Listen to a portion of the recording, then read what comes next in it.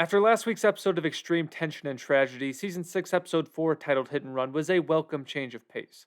It went back to Better Call Saul's comedic roots, while at the same time advancing the character arcs of Kim and Jimmy in interesting ways. Although, to be fair, there was one absolutely shocking reveal: Gustavo Fring wears clip on ties. Hit and Run also brought back some familiar faces from Breaking Bad.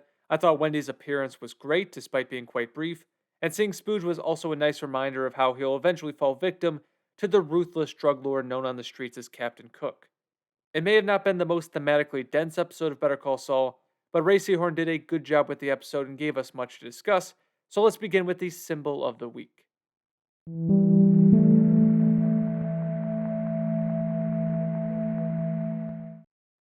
What would Better Call Saul be without motel signs? We've seen many throughout the series, but perhaps none has had more thematic relevance as the one for Crossroads Motel, which is given lengthy screen time to establish the setting of Kim's conversation with Wendy. Things begin to turn in this episode for Kim and Jimmy. Their plot is continuing successfully, and we're given another look at the outlaw justice poster to remind us of Kim's philosophy, but some cracks are beginning to show, specifically in regards to the moral gratification Kim is supposed to feel as a result of this plot. Kim wants to feel like she's making a difference, and she also wants to feel like a good person.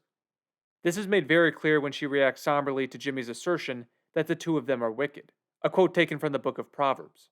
Jimmy is forced to walk back that claim ASAP because it violates Kim's self perception. But the dialogue that precedes Jimmy's proverb is just as telling.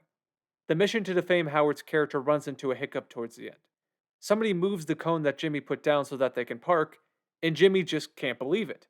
How on earth could somebody break conventional rules to make their life easier? I mean, what kind of monster would do this?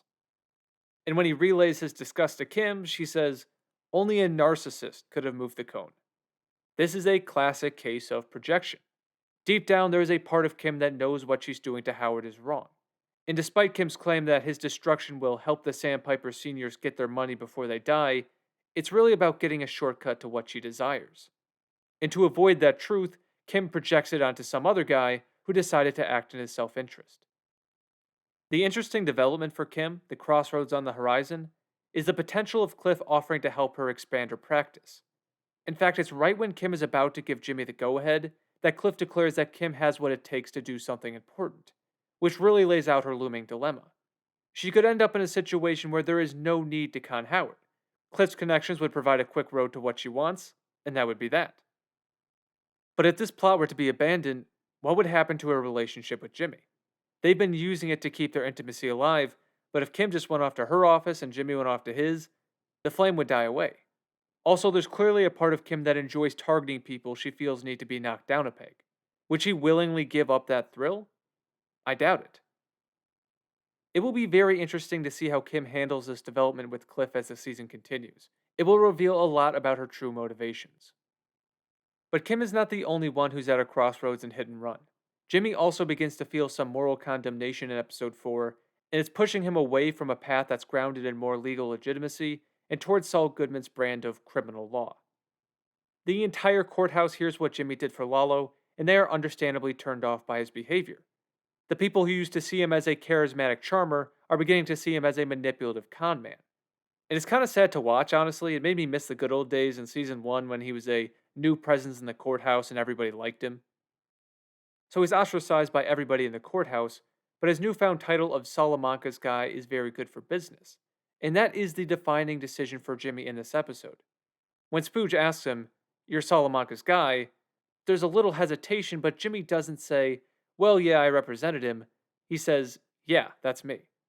And he doesn't accept that label just because of money. He accepts it because these new people are accepting of him. So, in classic Better Call Saul style, just 3 words are needed to show us Jimmy's moral standing. The efficiency and subtleness of this show never ceases to amaze. I also want to mention one more thing in regards to Jimmy. At the beginning of the episode, a clear parallel is trying to be made between Howard and his rival. Howard has problems, relationship problems. He tells his therapist that he and his wife are deadlocked and they can't discuss anything important. Jimmy is in the same situation. He and Kim are growing apart. Howard takes the conventional path to try and understand his problems. He talks about them, which is what Kim tried to convince Jimmy to do after Chuck died. But what is Jimmy doing to save his relationship? Well, he's destroying Howard's reputation. These men are forever linked by their relationship to Chuck, and they both had family members that they were desperate to please. They're opposites from a temperament perspective, but they also have a great deal in common, which the episode highlights by Jimmy literally becoming his doppelganger. And Don Howard's dream about meeting an old man and not being able to lead him in the right direction because of language barriers, I suspect that's Howard feeling helpless in his attempt to lead Jimmy down the right path. But if anyone else has some thoughts on that, definitely let me know. Whatever it is, it's certainly not throwaway dialogue.